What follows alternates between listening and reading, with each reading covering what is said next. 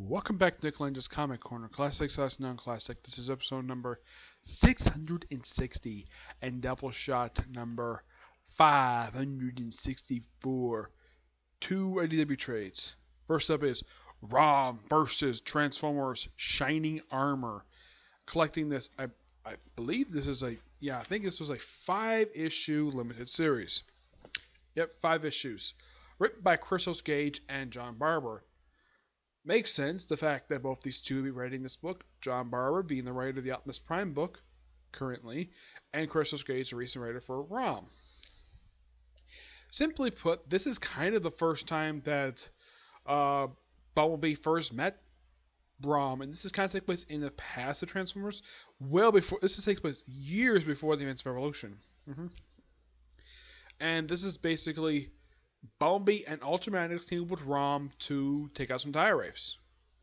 Yep, and apparently some Dire Wraiths infected even some Transformers, which this is something really new. This is something new for the Dire Wraiths to do, and ROM is reluctant to team up with them. Now, this miniseries was advertised in the First Strike event, but it didn't come out until after the event wrapped up. Yep. That's simply the way it is when it comes to that. Artwork is by Alex Moline. Great artwork. Yep. Let me show you a sample of this artwork. It's really, really good. I gotta appreciate. Here's ROM drawn by him. Here is ROM. Looks great, doesn't he? Yeah. An absolute fantastic miniseries.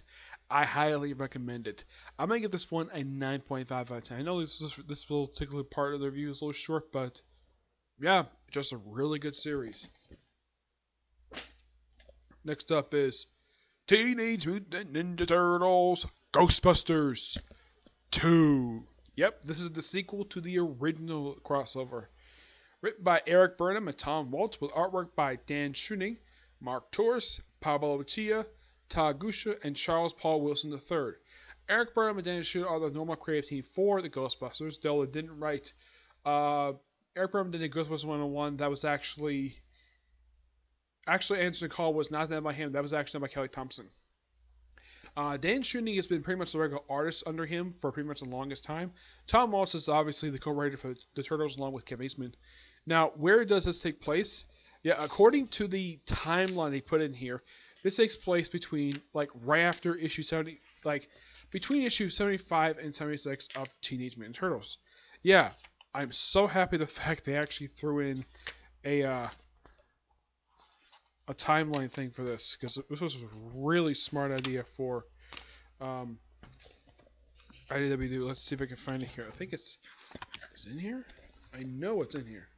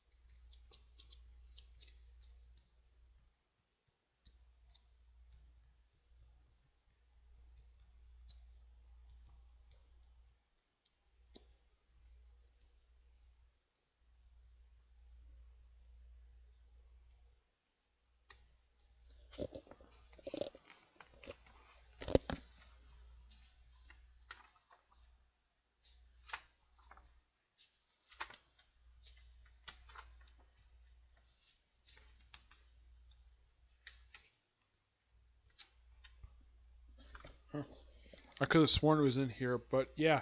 Now, the first one took place between Vengeance Part 1 and Vengeance Part 2 trades. Yeah, this one is kind of follow up what happens in the events of the main Turtles book, where the main villain, one of the villains of this series, is a guy named Darius Dunn. Yeah, Darius Dunn is a villain who was killed by Shredder. Yeah, he was ordered to be killed by Shredder by the Chuny. That's how I pronounce it. I know sometimes people are chunning, but I thought it's tuning from the Naruto series. Yeah, and he's one of the villains of the series. He with uh, four big ghost demons, which apparently are related to what happens in the page of Ghostbusters, and they reference what happened in the pages of Ghostbusters International. Yeah, that's referencing here as well, which is good. The fact that because it's a crossover, you gotta have well references, and plus also one thing that's interesting about the series is that despite these two crossing over, they don't interfere with each other's continuity. This story essentially is canon, which that's one thing I got praised by IDW for doing for something like this for a licensed comic book. And here's kind of the thing: Sony is the one who owns the rest of the Ghostbusters. Turtles is Nickelodeon.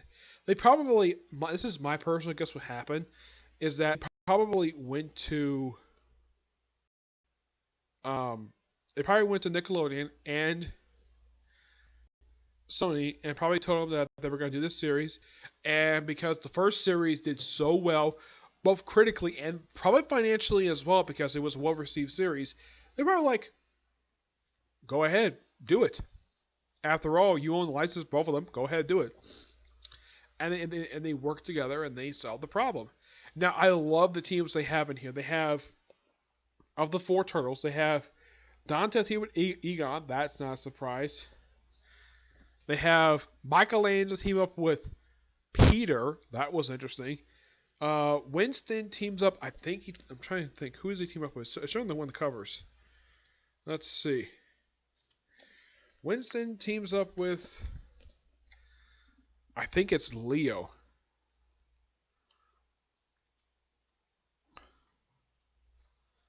Yeah, I knew about that one. Let's see. Yeah, Raphael teams. Okay, Leo teams up with Winston. Yeah, Leo teams up with Winston, and Raphael teams up with Ray. Great set of team ups. This is one fantastic series. Highly recommended to people fans of both these two franchises. And just by sheer coincidence, this year is the 34th anniversary of both franchises. Yep, 34 years since the original Ghostbusters came out, and 34 years since Teenage Mutant Ninja Turtles #1, published by Mirage Comics, written by Kevin Eastman, Peter Laird, released the same year. And this only came out was very recent. I think it was just last year. I think this was. Let's see. Yeah, I believe it was last year. Even the trade was published this year, but yeah, this came out just last year. When I was reading it, this was a fantastic series to read. And I love the original series, and I love the fact there's even like Egon is not stupid. Like, okay, he's not like, okay, who are you? And Donatello like, I'm Donatello. We met before. I'm so happy that Egon remembers Donatello, because originally they came to the dimension just to, how should I put this? Just to go back home, and they eventually did. Oh, and this is something I thought was really, really interesting about this particular little mini series about this one. The crossover the Turtles had with Batman, believe it or not, that's also canon as well with the Turtles franchise. I'm not kidding. It is. I was like so shocked to see that when I saw on the timeline here. I think the page might have fallen out because actually I think that's in our trade. That's probably the reason why I don't see this one. But this is fantastic. I get this one a 10 out of 10. Really great series. Alright, that's it for this episode. Stay tuned for the next episode, which episode number 661, episode number 565. Okay? But I do see you there. Bye.